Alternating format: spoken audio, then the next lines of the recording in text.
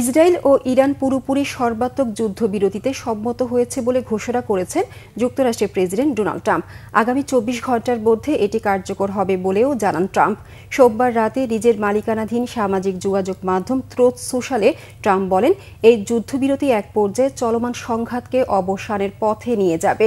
এই যুদ্ধ বহু বছর ধরে চলতে পারত এবং পুরো মধ্যপ্রাচ্য ধ্বংস করে দিতে পারত বলে মন্তব্য করেন ট্রাম্প। তবে এমনটি হয়নি আর হবে না বলেও জানান তিনি।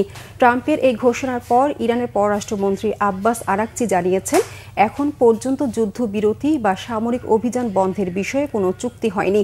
তবে ইসরায়েল যদি তেহরানে ভোর ৪টার মধ্যে ইরানি জনগণের বিরুদ্ধে আগ্রাসন বন্ধ করে, ইরান আর পাল্টা হামলা চালাবে না।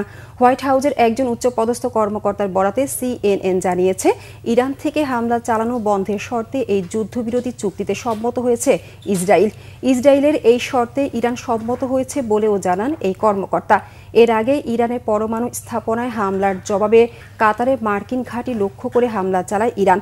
এর প্রতিক্রিয়ায় কাতারের পররাষ্ট্র মন্ত্রণালয়ের মুখপাত্র মাজেদ আল আনসারি বলেন, এটি কাতার রাষ্ট্রের সার্বভৌমত্ব, এর আকাশসীমা, আন্তর্জাতিক আইন এবং জাতিসংঘ সনদের লঙ্ঘনের সমান।